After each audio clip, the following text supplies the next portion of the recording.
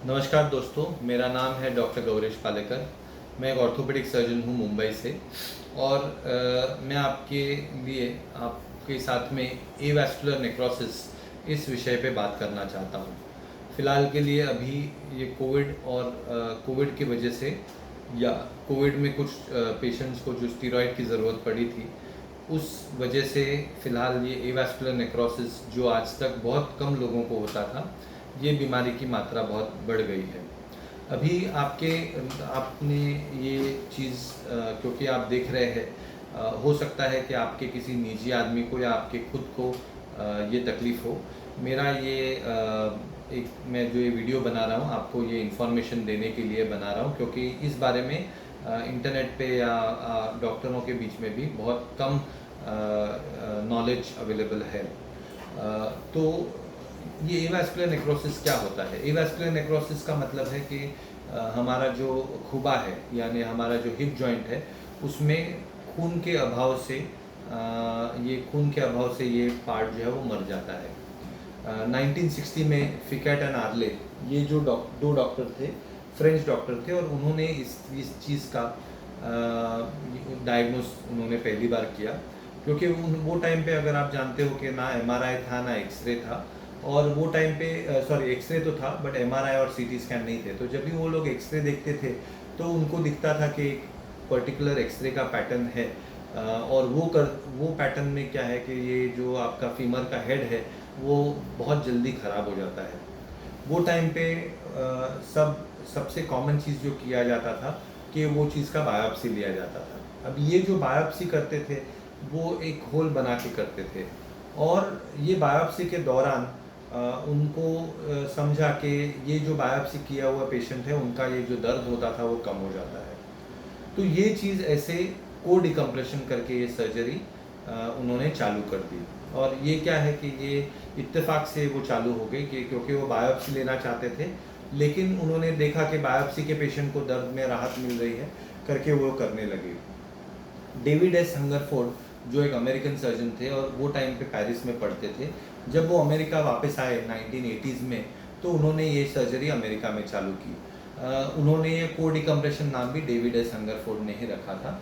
मैं जब बॉल्टीमोर में डेविड एस हंगरफोर्ड के साथ में काफ़ी समय मैंने बिताया है, और उनसे मैंने काफ़ी कुछ ये एवास्कुलर नेक्रोसिस के बारे में हमारी बहुत चर्चा हुई थी। अभी क्या है कि 1960, 70, 80, 90 में लोगों का ये विचार था कि हमारे फीमर हेड में खून का दौरा के अभाव के वजह से ये होता है। लेकिन जैसे जैसे टेक्नोलॉजी बढ़ते गई, 2000 साल में दो डॉक्टर थे, हॉजियर एंड गैंजी। उन्होंने ये शोध लगाया कि ये जो जिनको एवियन होता है, ये एवियन वाले लोगों के पास रीजनरेटिव कैपेसिटी कम रहती है। रीजनरेटिव कैपेसिटी कम रहना यानी क्या है कि उनमें स्टेम सेल का जो पूल है वो कम रहता है। और ऐसे लोगों में जो छोटी छोटी चोटें होती हैं हमारे नॉर्मली बॉडी में, ये चोटों की वजह से भी ये एवियन हो सकता है। जब मैं चोटें बोल रहा हूँ, ये इंसल्ट की तरह बोल रहा हूँ कि जैसे अल्कोहल या स्टीरॉयड, ये चीज़ हमारे सेल्स को इंसल्ट करती है या डैमेज करती है, और जो सेंसिटिव लोग रहते हैं, अल्कोहल, स्टीरॉयड और ये वजह से इनको एवियन हो सकता है। फ़िलहाल के लिए जो कोविड है, ये कोविड का जो एवियन ज़्यादा दिखता है वो इधर कोविड की वजह से भी हो सकता है, क्योंकि कोविड भी खून के दौरे बंद कर सकती है। और कोविड के लोगों में जिन्होंने स्टीरॉयड लिया है, तो ऐसे स्टीरॉयड की वजह से भी ये हो सकता है। लेकिन एक बात 100% अभी भी ये है कि 100% किसी को भी दुनिया में मालूम नहीं है कि ये रोग क्यों एग्जैक्टली होता है। और ये सब जो जो सब थियोरीज है कि ये अनुमान लगाने की वजह से होता है। एक बात 100% नक्की है कि सिर्फ खून के अभाव से ये होता नहीं है, और भी कुछ कारण हैं कि जिसके वजह से ये होता है, ये बीमारी होती है। तो जैसे ही ये बीमारी के बारे में ज़्यादा इन्फॉर्मेशन मिलने लगी, सेल लेवल के ऊपर उसके ऊपर काम होने लगा, जैसे मैंने कहा 2000 साल के आसपास, तो क्या है कि वैसे ही उसका ट्रीटमेंट भी बदलने लगा। 1960, 1970, 1980 में लोगों ने बहुत सारा इसके ऊपर ट्रीटमेंट ट्राई किया। जैसे को डिकम्प्रेशन तो एक सर्जरी अभी भी चल रही है, बट उन्होंने को डिकम्प्रेशन किया, उसके बाद में बोन ग्राफ्टिंग करने का ट्राई किया, और भी बहुत सारे ऑस्टियोटोमी यानी हड्डी को तोड़ के उल्टा करके उसको लगाने की भी ट्राई किए। फिबुला करके एक हमारी दूसरी हड्डी रहती है, उधर लगा के अंदर ट्राई किया, बट ये सब कुछ जो है ना इतना कोई सक्सेसफुल हुआ नहीं है। और इसी के लिए क्या है कि आज हम 2021 में भी हम ये बीमारी के लिए सही तरीका क्या है ट्रीटमेंट का, ये हम ढूंढ रहे हैं।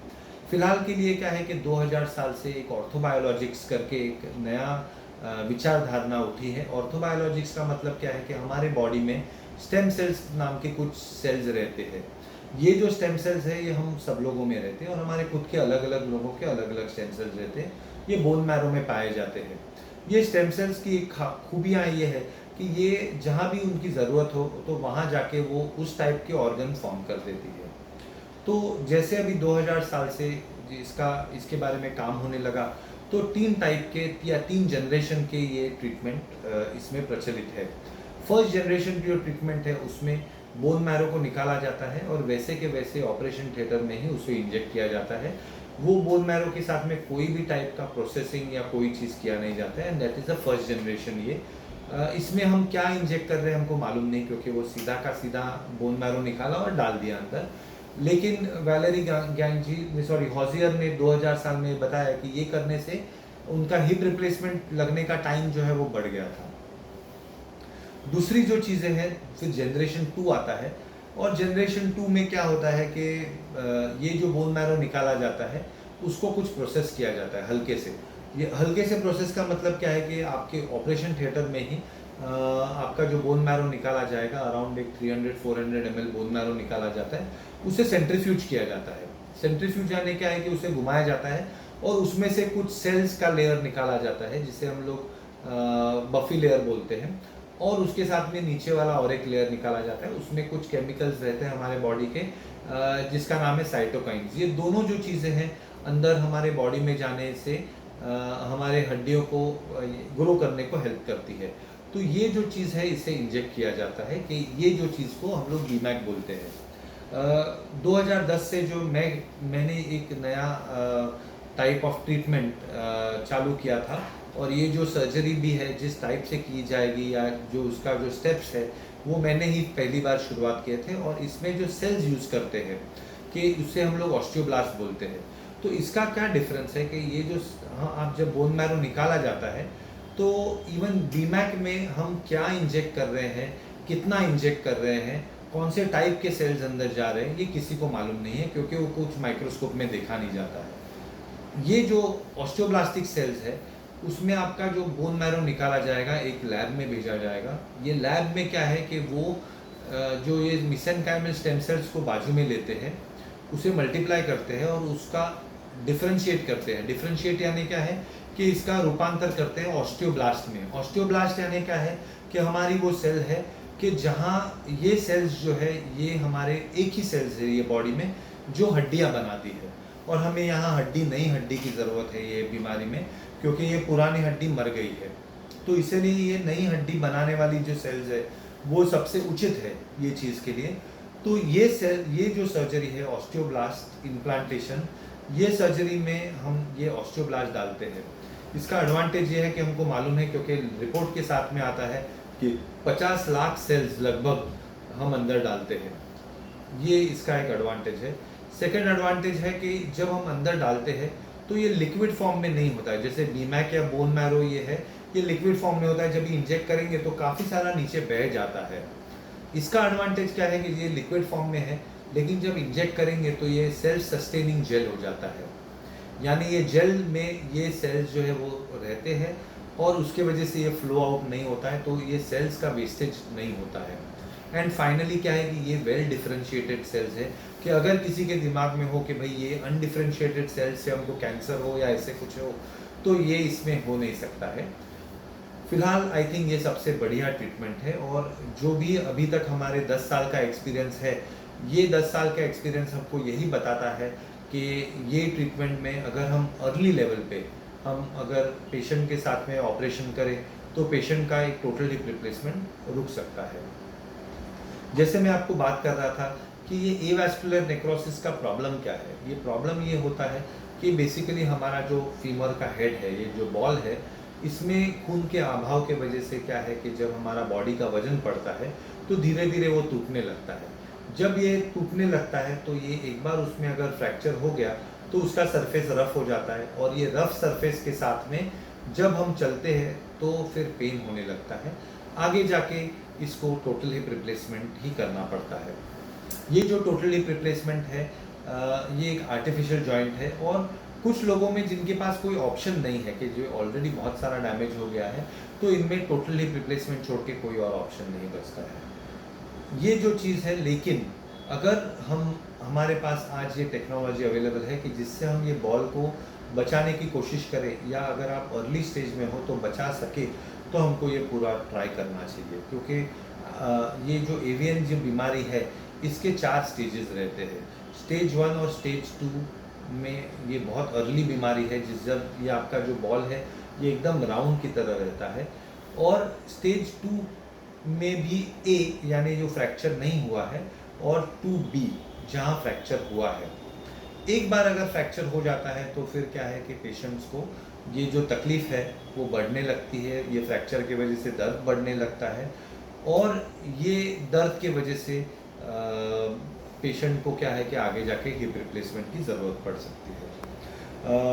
तो 3 और 4 स्टेज में एक बार पेशेंट पहुंच गया तो वो लोगों के लिए आखिरी और बेस्ट इलाज है हिप रिप्लेसमेंट, और मेरी ये राय रहेगी कि आई थिंक वो लोगों ने हिप रिप्लेसमेंट करा लेनी चाहिए ताकि उनकी ज़िंदगी बहुत अच्छी तरह से बदल जाए।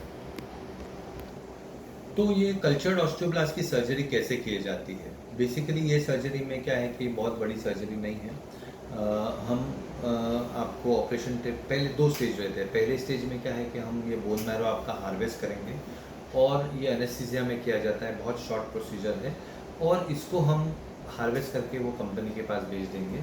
लगभग 3 हफ्ते का समय रहता है। 3 हफ्ते के बाद में हमारे पास ये सेल्स वापस रेडी होके आ जाते हैं। एक बार हमारे पास ये सेल्स आ गए तो हम इसमें ऑपरेशन करते हैं। छोटा इतना इतना कट किया जाता है, उसके बाद में एक ड्रिल होल किया जाता है, और ये ड्रिल होल से हम अंदर जहाँ मरा हुआ है जो बोन है, ये बोन के पास पहुँचते हैं। अंदर पहुँचने के बाद जो ये मरा हुआ बोन को मैं निकालता हूँ, और ये निकालने के बाद में ये अंदर सेल्स डाले जाते हैं। ये सेल्स डालने से क्या है कि कुछ समय में ये सेल्स मल्टीप्लाई होने लगते हैं, और जो डेड सेल्स है उसको रिप्लेस करके अंदर का नया फीमोरल हेड बन जाता है। क्योंकि हमको ये समय पे बाहर की तरफ एक होल बनाना पड़ता है, इसीलिए ऑपरेशन के बाद तुरंत पेशेंट को पूरी वजन डाल के नहीं चल सकते। पेशेंट को वॉकर के साथ में ही चलना पड़ता है। अगर दोनों बाजू में हम साथ में भी करते हैं तो भी कोई प्रॉब्लम नहीं है। मैं आपको एक ख़ास तरीका बताऊंगा जिससे आप आराम से चल सकोगे। इसमें एक डर हमेशा ये रहता है कि कोई फ्रैक्चर ना हो जाए, लेकिन आज तक मैंने इतने सारे केसेस किए हैं, एक भी पेशेंट में फ्रैक्चर नहीं हुआ है। लेकिन क्या है कि ये वॉकर के साथ चलना ही उचित है, और लगभग 1 डेढ़ 2 महीने वॉकर के बाद में पेशेंट नॉर्मली भी चल सकता है। तो ये है एवास्कुलर नेक्रोसिस के बारे में। अगर आप और कुछ जानना चाहते हैं तो ये जो हम नंबर बताते हैं आपको, आप उसके ऊपर ज़रूर फ़ोन कीजिए, और हम जो भी है आपके लिए कर सकेंगे। Thank you so much.